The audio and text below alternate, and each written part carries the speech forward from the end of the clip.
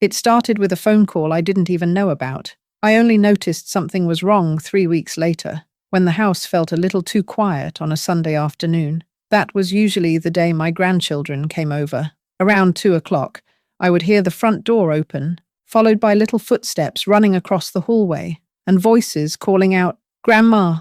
But that Sunday, there was nothing. No laughter, no footsteps, no small voices filling the rooms. At first, I told myself they were probably busy. Children have their own lives after all. But then, the next Sunday came, and the one after that, and still, no one came. No calls, no visits, no explanation. I remember standing by the living room window that third Sunday, watching the empty driveway, trying to understand how something so regular, so certain, could suddenly just stop. So I picked up the phone and called my son. I asked him, gently, if everything was all right. There was a pause on the other end, a long one, and then he said something that didn't sit right with me. He said, "Mum, didn't she tell you?" That was the moment I realized something had happened, something I hadn't been part of, something that started with a phone call and quietly took my grandchildren out of my life. My name is Dorothy. Most people who know me well call me Dot. I am 71 years old, and I have lived in the same house in central Ohio for going on 34 years. It is a modest house, the kind with a front porch wide enough for 2 rocking chairs and a small table between them, where I used to set out lemonade in the summer and hot cocoa in the colder months. My husband Gerald passed away 8 years ago from a heart attack that came without much warning. One morning he was there, and the next he wasn't, and I have spent a good deal of the years since learning how to fill a house that used to feel full. I want to tell you this story because I think a lot of people, a lot of grandmothers especially, will understand parts of it. Not every detail maybe, but the feeling at the center of it. The feeling of reaching for something that used to be right there in your hand and finding only air. I am not telling it to complain, and I'm not telling it to make anyone look bad. I am telling it because it happened, and because the truth of it is something I have turned over in my mind for a long time now, and I believe there is something worth sharing in it. Before I get into the harder parts, I want to tell you about what things were like before, because the before matters. You cannot understand the loss of something if you don't first understand what it meant to you. My son, Robert, is 44 years old. He is the middle of my 3 children. My daughter Patricia lives in Tennessee with her husband and their teenage boys, and my youngest, James, never married and lives about 2 hours north of me. Robert is the only one who stayed close, geographically speaking. He and his wife, Melanie, live about 22 minutes from my house. I used to know that drive so well I could do it in my sleep. Every turn, every traffic light, the way the road dips just before you get to their subdivision. Robert and Melanie have 2 children, Lily, who was 9 at the time all of this began, and her younger brother Cooper, who had just turned 7. Those 2 children were, and still are, in my heart, some of the greatest joys of my life. I know grandparents say that, but I mean it in the particular way that only people who have lost a spouse too early understand. When Gerald died, those grandchildren became a kind of anchor for me, not in a way that was burdensome to them. They were too young for that, but in the quiet, private way that a person holds on to what is good when a lot of good has gone. Every Sunday, for almost 5 years, Robert would bring Lily and Cooper over to my house. It started when Lily was 4 and Cooper was 2, and it had become one of those things in our lives that simply was. It wasn't written on a calendar. It didn't need to be. It was just what Sundays meant. They would arrive around 2 in the afternoon, sometimes a little earlier, and they would stay through dinner, and I would send them home with leftovers and whatever little treats I had baked that week. Lily liked snickerdoodles. Cooper went through a phase of only wanting brownies with no nuts, and I always made sure there were no nuts. We had our rituals, the children and I. Cooper liked to help me water the plants on the back porch, even though most of the time he got more water on himself than on the plants. Lily was a reader, even at 9, and she would sometimes bring a book from home and sit at the kitchen table with it while I cooked, and we would talk in that easy, distracted way. You can only really talk with someone you are completely comfortable with. She would read me a sentence she found interesting. I would ask her what she thought it meant. She had opinions, that girl, real ones, not just what she thought an adult wanted to hear. If this kind of story feels familiar to you in any way, I hope you'll consider liking the video and maybe subscribing to the channel. It helps other grandmothers and parents find stories like this one, and that means a great deal. And if you feel comfortable, I'd love it if you left a comment telling me where you're watching from. I always find a kind of comfort in knowing how far these stories travel. It makes this big country feel a little smaller somehow. Now, Melanie, I want to be careful about how I talk about Melanie, because she is the mother of my grandchildren, and she is married to my son, and whatever happened between us, those two things remain true. I will say that from the beginning, our relationship required more tending than some. She is from a different kind of family than mine.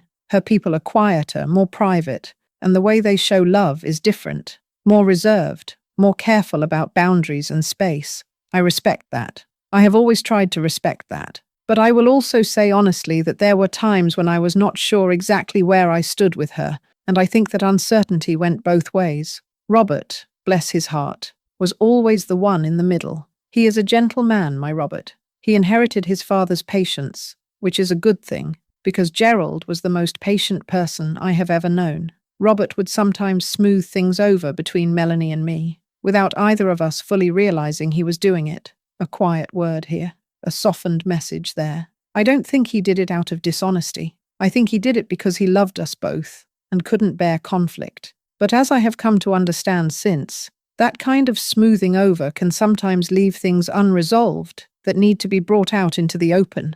There were small things over the years, small things that I told myself didn't matter, or that I convinced myself I had misread. The time I brought over a toy for Lily's birthday that Melanie later told Robert she thought was too babyish for her.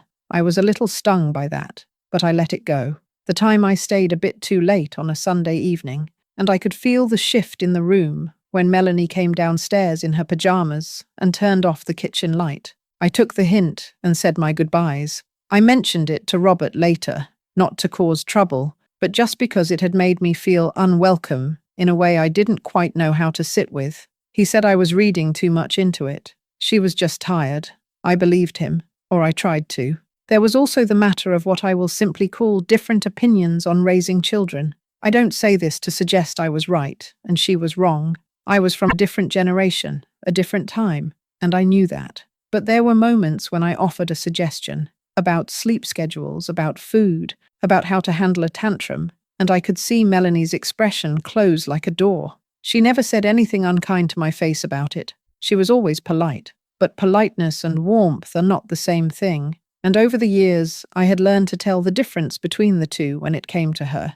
I don't want to paint her as a villain. She wasn't. She was a woman who loved her children fiercely, and who, I think, had a particular idea of how her family should run and who should have influence in it. There is nothing wrong with that, really. Every mother deserves to feel like the center of her children's world. I only wish she had known, had truly understood, that wanting to be close to my grandchildren didn't mean I was trying to push her out of that center, but I am getting ahead of myself. The Sunday, when no one came, that first quiet Sunday, I remember what I had cooked, a pot roast, low and slow, the way Gerald always liked it, green beans with a little bacon, yeast rolls that I had started that morning because they take time. I had made snickerdoodles for Lily and a pan of plain brownies for Cooper, no nuts. I had set the table for 4, and I sat down at 2 o'clock with a cup of tea and waited. By 3, I started to worry just slightly. By 4, I called Robert's cell phone.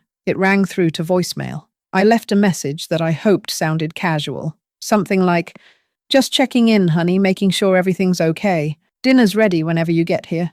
I covered the pot roast with foil and turned the oven to warm. By 5:30, I put the food away. I ate a small plate of it alone at the kitchen table, and I tried to tell myself there had probably been some mix-up, a schedule conflict, an activity for the kids. These things happen. But that wasn't the part that stayed with me. What stayed with me was that no one called. Not that evening, not the next morning. Robert texted me late that night, well past 10, and said only, "Sorry, Mom, it was a busy day. Talk soon." And that was it. No explanation, no apology from Melanie, nothing from the children, though I understood they were young and wouldn't have known to reach out on their own. The second Sunday, I didn't cook a full dinner. I thought perhaps I'd wait to hear from them first. I told myself I was being sensible, not pessimistic. I sat near the phone most of the afternoon, watching a nature program I wasn't really watching. I called Robert around 3 o'clock. This time he answered. He sounded fine, normal, a little distracted. I asked if they were coming over and he said, "Not today, Mum. We've got a lot going on." I asked what kind of things, gently, the way you do when you're trying not to sound like you're prying. He said something vague about errands and a birthday party for one of Cooper's friends. I said that was fine, of course. We chatted for a few minutes about nothing much and then hung up. I sat with the silence for a while after that call. There was something in his voice I couldn't quite name. Not coldness, exactly. More like distance, like he was standing a little further back from me than usual. I noticed it the way you notice when the light changes in a room. Not dramatically, but enough that something feels different. The third Sunday was the one I told you about already, the one where I stood at the window and watched the empty driveway and finally called and asked him outright if everything was all right. And he said, "Mum, didn't she tell you?" When he said those words, my first reaction was confusion more than alarm. Didn't who tell me? Tell me what? I asked him to explain, and there was another pause. He said, "I thought Melanie was going to call you. She said she was going to call you." I told him I hadn't heard from Melanie, that she hadn't called me, and that I didn't know what he was referring to. There was a silence on the line that felt heavy, in a way I don't quite have words for. And then he said, "I'm sorry, Mum. I need to talk to Melanie first. Can I call you back later tonight?" He did not call me back that night. He called me 2 days later, on a Tuesday morning. I was in the garden, pulling up the last of the summer tomatoes. I came inside when I heard my phone and sat down at the kitchen table, still in my gardening gloves. I don't know why I remember that detail, but I do. My gardening gloves. The smell of dirt and tomato vines still on my hands even through the rubber. Robert's voice was careful, measured. That is the word for it. Measured.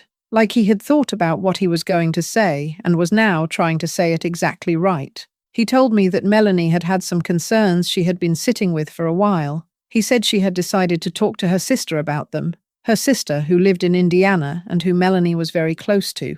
He said that what he was about to tell me didn't come from him, that these were Melanie's feelings, and he was sharing them because she had asked him to, because she wasn't ready to have the conversation herself. I told him to go ahead. He said that Melanie felt, over time, that some things I had said and done around the children had crossed a line for her. He used the word boundaries. He said she felt that I sometimes undermined her parenting decisions. He mentioned a few specific things. There was an incident from about 8 months prior, when I had given Cooper a piece of candy right before dinner, even after Melanie had said no. I remembered that. It had seemed small to me at the time. A single piece of candy. A small battle not worth fighting. But I had done it anyway, and I could see, hearing it back now, how that must have felt to her. He mentioned a conversation I'd had with Lily about school, that Melanie felt had put ideas in the girl's head about switching to a different reading program. I remembered that conversation too,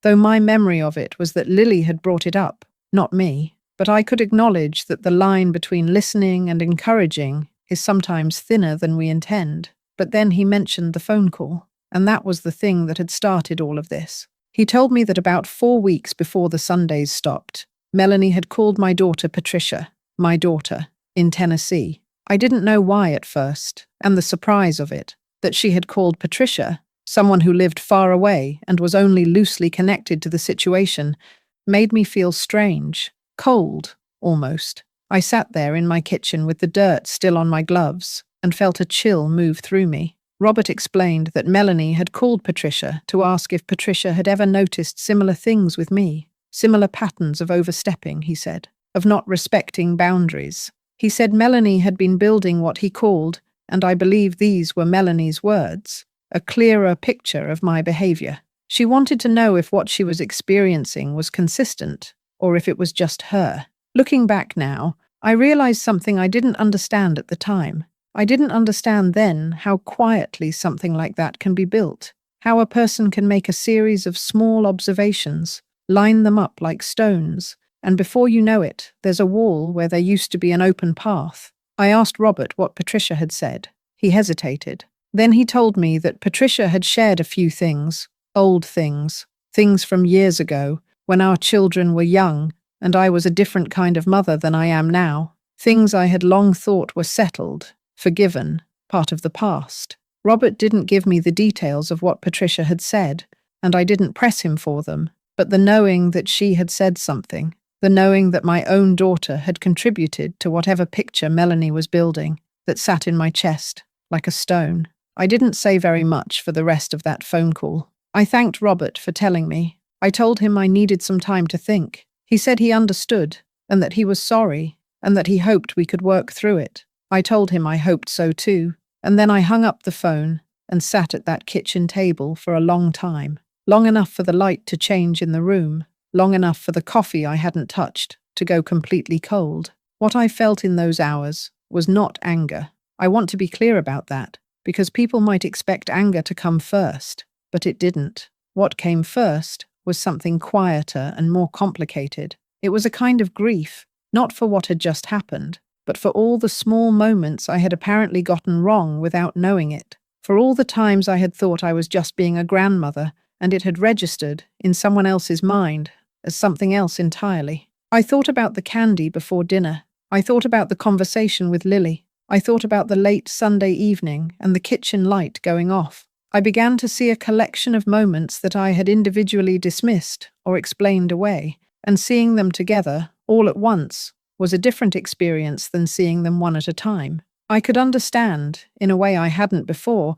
why Melanie had felt the way she felt. But I also felt something else, and I want to be honest about this too. I felt that there had been a way to handle this that didn't involve calling my daughter in Tennessee, that if Melanie had had concerns, real, sincere concerns, the right person to bring them to was me or Robert, not a sibling several states away. And the fact that she had chosen to build her case quietly, over time, and then present it as a finished conclusion rather than as an ongoing conversation, that part I struggled with. I still struggle with it, if I am being truthful. I did not call Patricia right away. I knew that if I called her in those first hours, whatever came out of my mouth would not be the version of myself I wanted to be. So I waited 4 days. I watered my plants. I went to the grocery store. I attended the Tuesday morning Bible study I had been part of for 16 years, and I sat in the circle of women I had known through all kinds of hard seasons, and I did not mention any of it.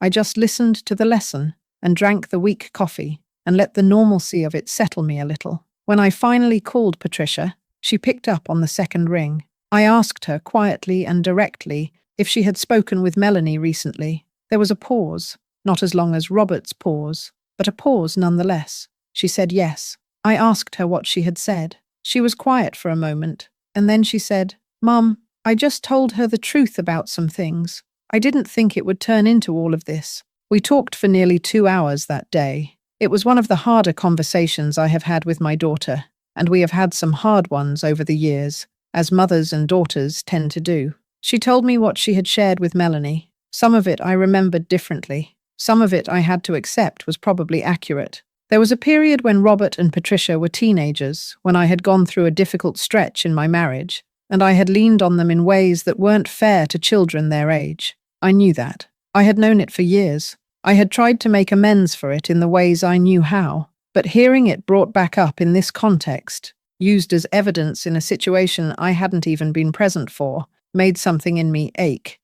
Patricia said she was sorry. She said she hadn't meant for it to go this far. She said she thought she was just answering Melanie's questions honestly, and she hadn't understood that those answers would be used the way they were. I believe her. I do. Patricia is not a malicious person. But I also think there is something to be said for the wisdom of considering what your words will be used for before you offer them. I told her that. Not harshly, but I said it. She was quiet for a long time after I did. For the next several weeks, I existed in a kind of waiting. I tried not to call Robert too often. I didn't want to seem desperate, though in some ways I was. Not desperate in a panicked way, but in the way a person is desperate for clarity when they have been left in the dark. I sent a card to Lily and Cooper, just a simple card with a few sentences inside, telling them I loved them and was thinking of them. I slipped a small gift card to a bookstore in Lily's envelope, because she was a reader, and I thought it would make her happy. I didn't know if Melanie would let them receive the cards, but I sent them anyway. It felt like the right thing to do. It felt like the only thing I could do. About 6 weeks after the Sundays stopped, Melanie called me. I will be honest with you. When I saw her name on my phone screen, my heart did something complicated. It beat faster, but not with hope exactly, with something more cautious than hope, a kind of bracing. Her voice was calm, controlled, in the way that Melanie always was. She thanked me for giving Robert and her time. She said she wanted to talk, not to argue, she said, but to explain, and I told her I was glad she had called and that I was listening. She spoke for a long time. She told me things I had partly already heard from Robert and things that were new to me. She talked about feeling, over the course of years, that I had not always respected her as a mother. She said that there were moments when she felt invisible in her own house when I was there. She said she had tried to address it indirectly, by changing small things, by setting different conditions for visits, and that she had felt I didn't pick up on those signals. I asked her why she hadn't simply told me, directly. She was quiet for a moment, and then said she hadn't thought I would hear it, that she had assumed I would dismiss her concerns or become defensive. I sat with that. I really sat with it, and I thought about whether she was right. I thought about the times over the years when I had been told something and had explained it away, rather than truly listening. I thought about the kind of mother I had been when my children were young, not always easy, not always good at hearing things I didn't want to hear, and I thought it was possible, more than possible, that Melanie had read me correctly on that she had predicted a reaction from me that I might actually have had. But I also said to her, and I said it with as much gentleness as I could, that the way she had handled it had caused me a real and significant pain. That calling Patricia, gathering information from my past, deciding without involving me that a different arrangement was needed, all of that had been done around me, not with me, and that whatever her intentions, the effect of it was that I had lost weeks with my grandchildren without understanding why, and that kind of loss is not a small thing for a woman my age. I told her that without drama. I just told her the truth. She was quiet for a while after I said that, and then she said, "I know, I'm sorry for that part. I didn't handle it well." Those words meant something to me. Not everything, but something. What I learned later made everything clearer, though not necessarily easier. Robert told me, in a conversation we had a few weeks after the call with Melanie, that she had also been dealing with some struggles of her own during that period. Nothing I will share in detail here because it is her private life and not mine to speak of. But knowing that there were things weighing on her helped me understand that the phone call to Patricia and the quiet building of distance had not come only from a desire to control the situation. It had also come from a place of exhaustion and fear, and a need to protect what felt manageable when a lot of things didn't feel manageable. I don't say that to excuse it. I say it because understanding it helped me carry it better. The children came back on a Sunday in late October. It was about 3 months after that first empty Sunday, though it felt longer. Robert texted me a few days before to ask if they could come over. I said yes. I spent 2 days quietly preparing. Not the kind of over-preparing that comes from anxiety, but the kind that comes from love. I made the pot roast again, low and slow. I made snickerdoodles for Lily and brownies without nuts for Cooper. I set the table for 4 and then sat down with a cup of tea and waited. I heard the car pull into the driveway at 1:45. I heard the car doors close, and then I heard footsteps coming up the porch steps, and the front door opened, and 2 small voices called out, "Grandma!" I stood up from the couch, and they were already running toward me, and I knelt down to hug them both at once, which at my age takes some effort, but was worth every bit of it. Lily had grown, I thought. In just 3 months, she had grown. Cooper had a new haircut that made him look more like a boy and less like a toddler, and I told him he looked very handsome, and he grinned in the sideways way he had. Melanie stood in the doorway. She didn't come all the way in at first. She stood at the threshold, and we looked at each other, and I said, "Come in, please," and she did. She sat at the kitchen table while the children ran to the back porch to check on my plants, which had continued to need watering without them. Melanie and I talked for a while, not about the hard things. We had said most of what needed to be said. We talked about the children's school, and about something she had been reading, and about the weather turning colder. It was careful conversation, not cold, but careful. Like walking on ground you know has been uneven, and you want to make sure of your footing. I don't want to tell you that everything was immediately fine after that, because it wasn't. That would not be honest. Things were better, but different. The easy, unconsidered rhythm of those Sundays was not something that simply resumed. There was a self-consciousness to it now that I had to learn to accept. I found myself sometimes pausing before I spoke, measuring things more carefully, being more deliberate about where the lines were. It was tiring in a way that it hadn't been before, but it was also, in its own way, more honest, because the ease of the years before had carried within it some things that had never been fully addressed, and now, at least, I knew where I stood. Lily brought me a drawing she had made. I don't know if she made it that day or earlier, of the two of us sitting at the kitchen table with books. She had drawn my hair white and put a pair of glasses on me, which I wore during the day, and she had written at the top, in her careful, looping handwriting, "Me and Grandma Dorothy." I put it on the refrigerator door, where it has stayed ever since. There are things about this story that I still turn over, things that haven't settled completely, and maybe never will. The question of whether Melanie was right to do what she did, to reach out to Patricia,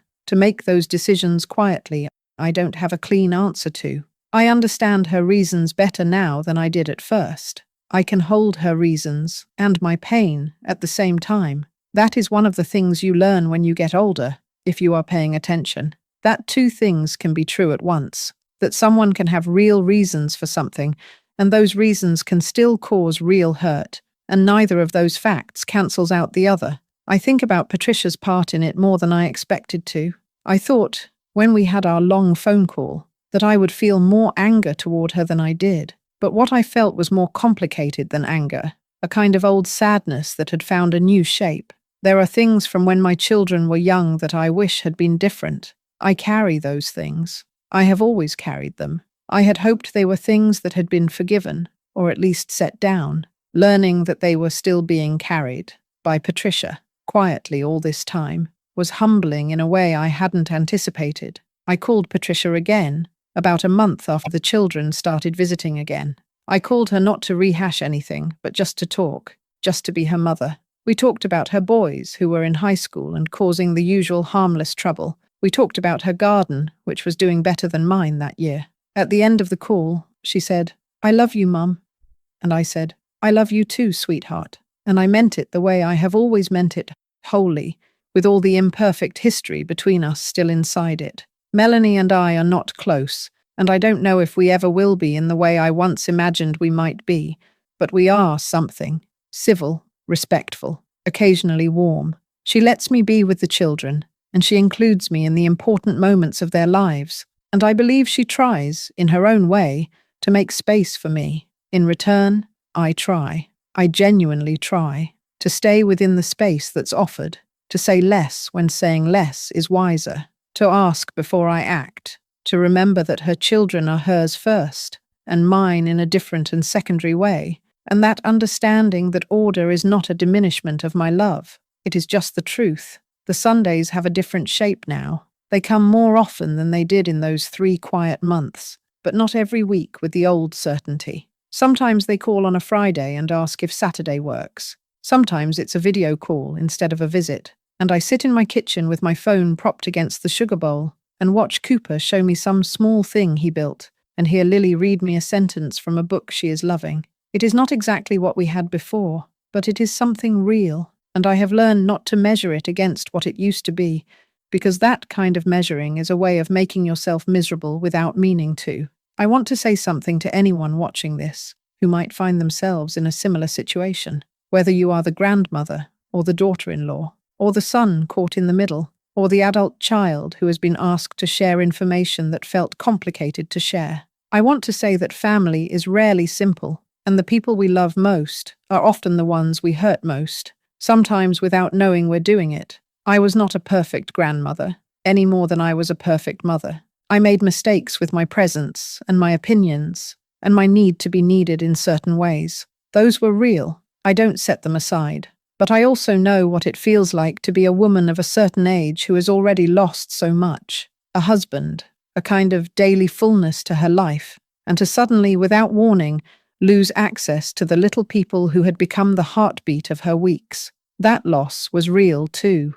The confusion and the quiet hurt, and the standing at the window watching an empty driveway, those were real. If you are a grandmother in a situation like this, I would say, be brave enough to hear what is hard to hear. Ask the questions you're afraid to ask. Don't build your defense before you've listened. And also, know that your feelings matter. The way you have been excluded from understanding matters. The way something was decided about your life without your voice in the room matters. Both things can be true. If you are a daughter-in-law in a situation like this, I would say, go to the person directly. I understand the fear that they won't hear you. But going around someone, gathering information from others, building a case in private, that creates a kind of wound that is very hard to close cleanly. Go to the person. Say the hard thing. Give them the chance to surprise you. If you are a son caught in the middle, like Robert, I love my son. I love him deeply. But I would say to him,